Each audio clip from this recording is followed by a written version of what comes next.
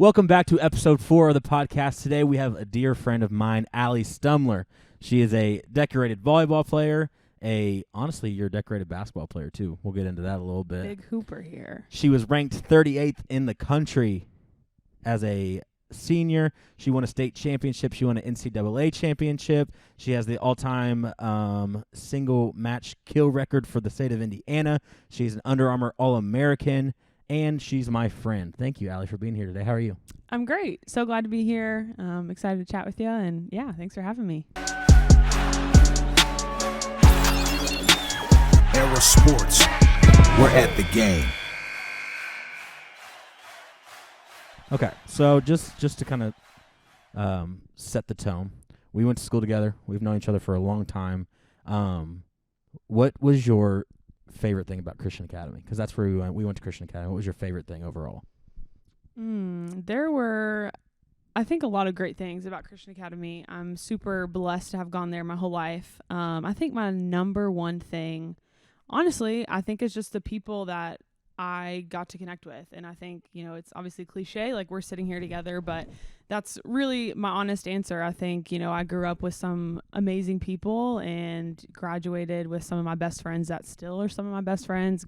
Coming back from college, got to reconnect with them. So I think just getting connected with great people who are like-minded believers, who want to help you succeed. And yeah, so just getting connected with really great friends. I think that is the best part. It's kind of weird too because, you went off to college too, and then like when you graduate, you make new friends. But people always think it's so weird that I still communicate with more than 10 or 15 people that I went to high school with. Because that's not the norm. Like the fact that you still like hang out on a weekly basis. I graduated with some of your family. Like we still talk. Now we're having kids. Now we're hanging out with our kids. And it's just like it's weird that like people think that's weird, but that is like one of the best parts about Christian Academy. But we'll get right into the whole athletic side of it. I managed the volleyball team. We're going to get right into that. Joe Jarrow was the manager, who was probably the best manager of all time. Got a full-ride scholarship to U of L to manage football. Yeah. He had to take his ACT. It would have been your 8th grade year, so you weren't even in high school yet. So I just stepped in with for Coach Pauly as the manager. And then I got to go ahead and go all the way.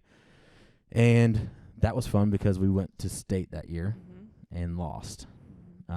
I got beamed in the head with a freaking volleyball that year. This is something I wanted to ask you about, which is kind of crazy because you'll know more than I do because I really wasn't in the volleyball realm. For a 1A school, the talent that we had was unbelievable. How many like high-level college players did we end up having? Or not high-level, just any. Yeah. I think at least 5 went on to play. It was you, Sierra. Krista.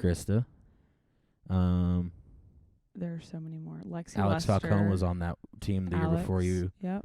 Lester, and then there's got to be more. And then they're going to be mad at you for not saying that. I know. I'm sorry if put you on the spot. you. Yes. But for the 1A level, that was kind of crazy. And something like that's big in the athletics field right now is kind of like transferring for athletics. Was that ever an option for you, or is it just Christian, like that's where you were going to go no matter what? Yeah, I think for like a split second, when I really started to be recruited, I was playing club over in Louisville, and so a lot of those girls obviously went to high school in Louisville. That was just like a powerhouse for volleyball. A lot of college everyone went on to play D1 volleyball. So for a second, I definitely was considering like, do I need to make the switch over to Louisville? Do I need to go, do Assumption, Sacred Heart, whatever it may be? But at the end of the day, I was just so happy where I was. And, the program, like you said, was on the rise, and there were some really good athletes that were in the couple classes before me. So they were just setting the standard for the program. So, and I was just excited, like, to help continue to grow that. And I was ready to kind of take that next step in the program. So it, for a second, but no, I'm very glad I stayed and never truly highly considered it. Yeah. And it's cool too, because like, I think, back in the day, so Graceland turned into Christian Academy. There was probably some press in the 90s for some teams that went far for boys basketball. But from like 98 to 2014, there was nothing, which is kind of sad. Like, I mean, you guys really did, and we're lucky for those girls that set that tone, but like the biggest banner in the gym today is still you guys, and like the fact that you guys put a lot of press on Christian Academy. I think even today, like the fact that the programs are still doing so well is because of you guys. Right. But speaking of banners, you are not only on a state banner for volleyball, you have your name on the 1,000-point scorer for basketball. Yes, that is true. You played 2 years, right? 3 years. I didn't play my freshman year. Once I committed for volleyball, then I was like, okay, my uncle was the coach, my older cousin Courtney. It was her senior year. And so they were like, come on, just play. And I'd played my whole life, but I just took a break. So I'm like, I really need to focus on volleyball, commit. So I was like, okay, fine, I'll pick it up. And then I really fell in love with it. I loved it. It was just a great out away from volleyball and everything. I remember else though, knew. like some of your volleyball coaches were kind of pissed about it, right? Like they did. Oh, they, yeah. They did not want you to play. Yeah, like club coaches do not like multi-sport athletes. Like, you know, obviously there's a chance you're going to get hurt. I had to miss club practices. But I did just, you know, tell Mike, our basketball coach, my uncle up front, like, hey, volleyball is my number one. Like and I bounced around, like would go to 2-hour club practice, drive 30 minutes and then go play in a basketball game. Like it was just the reality of it, but it was great. I wouldn't trade it for anything in the world. And there's only 3 names, maybe 2 names on that list. So it's just funny to see, like, I think it's Missy Blue and then one other person, and like Alli Stumler. Because like, it wasn't a joke, but like it was like you did not really take it like super seriously. Yeah. And you scored 1,000 points. Right. I never would have thought that would have happened, like committing to it my sophomore year. But I'm definitely the type of person, once I'm in it, like I'm going to go all out. And so I think senior year, I think I did it on like almost a broken ankle. But I was like, you know, it was like, wrap this thing up. Did you break your pinky too during basketball? I did. Yeah. You got your janky pinky. Still really Do not zoom in on. We're going to blur it out. It's so disgusting. Scare people. No, I was on Max Prep today. I was trying to look at your basketball stats, but it was No. Don't look at my only, percentages, please. Only one of them. I was 16, 17, so it was your junior year was on here. Yeah. But I was your volleyball one's on here. Yeah. It was a good time. Yeah, let's look at your volleyball stats. What do you think your kill percentage was your senior year? Oof. I have no idea. You took a guess? I can't even begin to guess. Which is funny. I mean, you took a lot of less shots, but your freaking sophomore year was your highest kill percentage year. Yeah, that's the year we won, so that makes sense. Well. Yeah. Speaking of the kill percentage, how many kills did you have in the state game? You have the record for that. Do you remember what it was?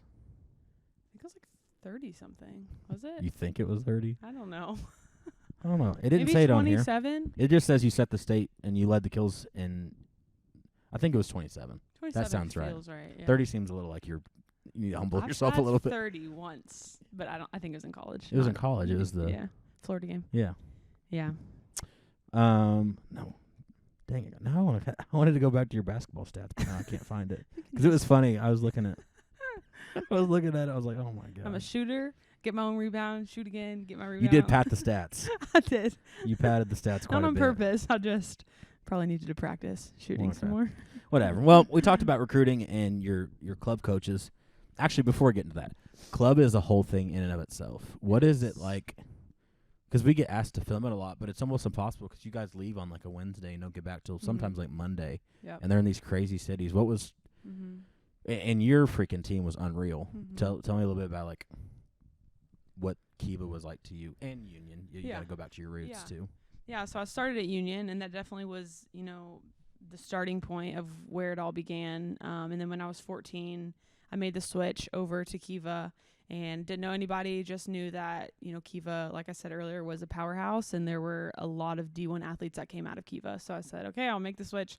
Met with the coach and went in. He's like, yep, you can come on over and whatever. So did the tryout, did all that, and it was honestly a great move. I love Union. I love Coach P. She does an amazing job with Union, but for me, it was a really good move. Kiva does a great job of like coaching fundamentals. They're known for passing and defense, and just really taking time to focus on technique. And that's what I needed to be a really successful player. I don't jump the highest. I don't swing the hardest. I'm not the tallest. But because I can play all 6 rotations, that's what got me to the highest level. So I really credit Kiva for training the small details and techniques of the game. But yeah, it's super intense, and I think it's only getting more intense, which somehow, I don't know how that's the case. But yeah, I mean, there's 3-day tournaments, so girls will leave Wednesday, Thursday. They'll play Friday, Saturday, Sunday, sometimes Saturday, Sunday, Monday. So missing school a lot. The practices are like 3 hours a week, 2 or 3 times, lifting on top of that. So The intensity is insane. But I think, if you put into it like all you can, I think you're going to get out a lot. And I think it's definitely worth it. I think I should charge Kiva for that commercial right there. That was pretty good. Yeah, you're like, you should. I'm going to send that over like, you just got a free promotion here. So because, if they're playing that level, that we have several friends who are playing that level, and you don't play Kiva if you're not trying to play college volleyball. I don't think you don't just do it for fun. It's too expensive. It takes too much time. Yeah. What was your college recruitment like? For some reason, I remember you went to Nebraska. Yep. And you really liked it. Mm-hmm. I don't know why I remember that. You were talking about that because I was like, frick, that's in the middle of nowhere. Yeah. What was it like when you started talking to the Nebraskas, the U of L's, the UKs? Like, what was that like? IUs. Yeah. So I was in 8th grade when I got my first letter from a college coach, and that was like the biggest deal in the world. 14-year-old, which isn't even allowed today. I think the rules have changed significantly, which is good. But yeah, I was 14, and then or they were, and you just illegal. You said that the schools were illegal recruiting. Yeah, no, definitely followed the rules. But yeah, I started doing visits my freshman year, and it was definitely a lot, and just how I've changed so much since then. I would look at these girls come in, I'm like, wow. I just remember when I was that age and, afraid to ask questions and just super shy in my shell, whatever. But it's, your future that you're looking at. You're looking at a school that's going to prepare you for a future job, prepare you maybe if you want to go play pro. These are going to be some of your best friends you'll ever have, your roommates, teammates.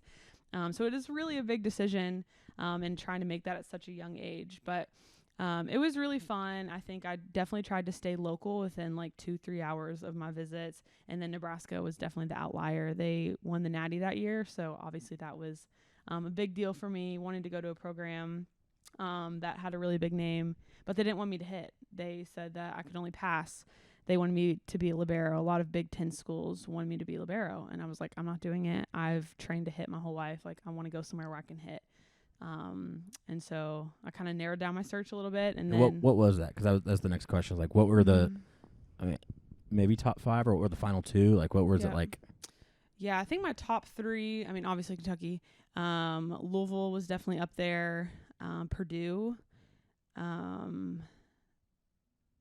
yeah, probably those 3. And honestly, one of your Western teammates Kentucky went to Purdue. Yeah, Marissa. So I'm sure that had to be in and in we the equation. committed around the exact same time. So I was on vacation and she texted me. She's like, I think I know where I want to go.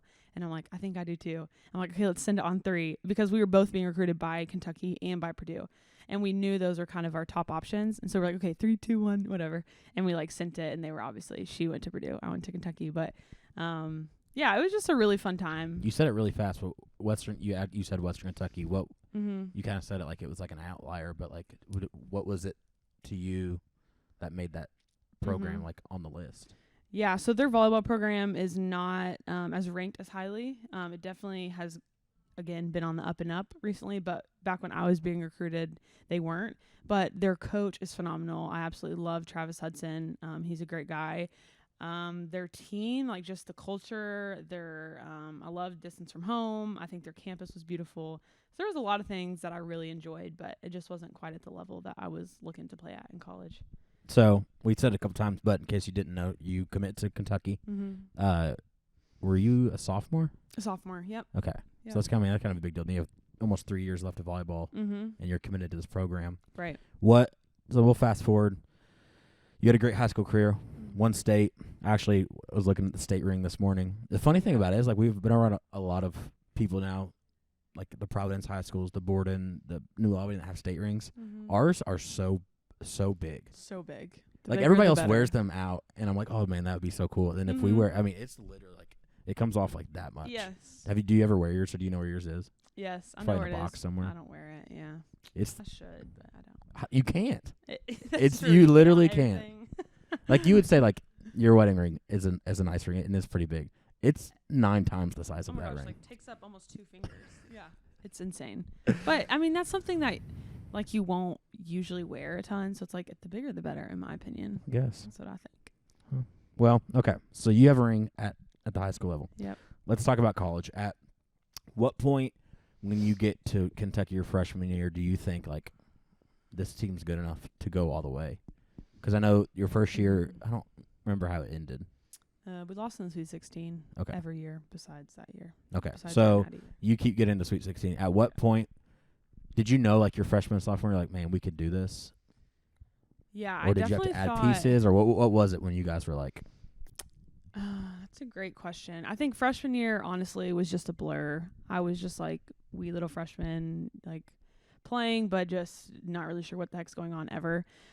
Sophomore year, you kind of get your feet under you. And I really thought that was going to be the year. We had really strong outsides. We just had like the full package. And then we lost like 2 solid hitters going into my junior year. And I was like, okay, like maybe this is the year. But again, like when I committed, like Kentucky, I think the furthest they had gone was the Elite Eight. So like obviously their goal was to get to Final Four national championship. But when I committed years ago, like that was never really on the radar. For me, it was like I want to help build a really strong program at a program where I can play. And then once I got there, it was like a total mind change of like, okay, this program can be really successful. Like it has all the pieces. And then I think junior year, the year that we won was the COVID year. And so that made things very different. And it really brought out like which teams were gritty, which teams were competitive, which teams could like put all circumstances aside. But when they step on the court, like it's go time. And I think that was the team that was the most gritty, and I think that's why that was the most special year. What was it like traveling during the COVID? Because I mean, I don't know if anybody else, but like the NBA bubble was like a huge deal, and there's guys vlogging it. You could go inside and like watch like what they were doing. Like, how different was that for you? Like, what was that experience like? It was very different. So throughout the year, our schedule completely changed. So usually you would play each team in the SEC twice. But they were like split up. So you would go to Florida early in the season and then later they would come to you. But the schedule changed, so you would play them back-to-back days just to limit the travel during COVID. So that was different. Obviously, the whole quarantining stuff, like we get sent to hotels to quarantine like every other week, it felt like. But once we got to the championship, like 2 weeks, we were in our hotel. Everyone had their own room. It was really weird because like every team there stayed like almost in the same 2 hotels. So like when we played Texas in the finals, like they were like right next to us in the hall. So we're like all walking down to the game together. Like it's just very different. Like I had a bunch of family there. The only time I could see them was like if we were outside masked up on a walk, and like usually they'd come and like hang out in the hotel, get a coffee, whatever. But that was my favorite part about watching that tournament run. Was just seeing Melvin in the stands because the camera people loved putting the camera on him, and he'd just be like, yes.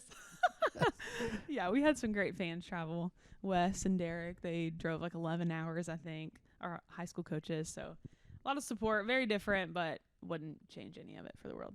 And those girls are your best friends, right? Oh, yeah. I mean, like 5 of them were in my wedding, still talk to all of them. Like, yeah. Perfect transition there, because my next question was, like, speaking about, you talked about gritty and tough, and what was it like planning a wedding while you were in college? Yeah, my mom. You're finishing college and then. Right. So finished volleyball. Especially the wedding December. of your caliber. I mean, it was beautiful. Thank you. Yeah, it was all my mom. I have to give her all the credit. She, I was still in Lexington, so like I came back for the summer. Like I got engaged in May, and then that summer we had to find a venue in like 3 weeks, and then I had to find a dress that summer. So my mom was going like back and forth to Lex. I was going from Lex here just to like go to different, like shops to find a dress. Thankfully I figured that out. The whole alteration, obviously I'm not a normal girl's link, so I had to get a bunch of alterations. But yeah, my mom, she like hired. But Jenny's probably been planning that for like she wanted to do that. She did great. Yeah, she did absolutely awesome. And I think I don't think she would have done it any other way, but it was very stressful, but it was really fun. I think my senior spring was like one of the best times in college. Just, no pressure, like just get to enjoy the last couple months with my roommates who I'd roomed with for all 4 years, really. Yeah. So it was a fun time. Was taking another year an option for you? It was, yeah. So I talked to my coaches right after the Natty, actually, so my junior year, and they offered that year to me, and I was very heavily considering it. Originally, I told them yes, that I wanted to, and then got engaged that summer, and then after playing my senior year, I was just kind of weighing like pros, cons, and at the end of the day, I went to Kentucky to win SEC championships, to win Natty championships. we won the SEC every year. I was there and won the Natty one year. So I was like, okay, what else is there to do? You know, my best friends, my other two, the seniors at the time, they weren't coming back. I was getting looks to go play pro. So I was like, okay, I think I'm just ready to take that next step and start making money for it. And I'm happy with that decision. I think that was best for me. And you talk about playing pros. It's kind of funny, too, because I'm good friends with your husband as well. Yeah. And so, like, you did go play pro. And we watched it from afar, like, while we were here. And Riley's traveling the freaking world traveler. I don't even know what. I'm not good at geography, but, like, the other countries on the other side. He went to all of them. All of them. What was it like? Because, you know, we kind of chatted a little bit before the podcast. Like, it wasn't all it was, you know, made up to be. What was that like traveling? Well, what city did you go to? What team did you play for? And then, like, why wasn't it all it was added up to be? Yeah, so I, back in September, went to a team. It's called Nantes Neptunes. It's in France, 2 hours west by train of Paris. So right on the coast of in Nantes. And got there in September, played until December, the start of January. And there's like a halfway mark in the season, and I was really enjoying it at first. Obviously, a lot of you're just uncomfortable all the time, which I was expecting. But I think for me, it was just hard being so far away from home. There were some coaching issues, some team issues going on that really made it hard to play. And so I think the best move for me was to come back, and now I'm kind of doing some local stuff here, getting involved in coaching. There are 2 pro leagues actually starting in the States in a couple months. So talking to them, trying to figure out where I can play. So overseas definitely wasn't my vibe. So each of them, so the 2 leagues will have about 10 cities each. So they'll kind of be their own thing, but they'll be all over the country. So they're getting announced. One of the leagues has announced 2 cities already. They have to have one in the Midwest, right? Yeah, I think definitely they will. Yeah, but they're still being announced, so we'll kind of see where they end up. But yeah, I think that definitely is more my route locally rather than going overseas. But really glad I did it. And yeah, like you said, Riley was all over the country, which all was over the by himself continent. Sometimes, which is sad. Yes, every trip he took, like Barcelona, he's going to Ireland. I mean, he went to the basketball game over there in London, the UK game.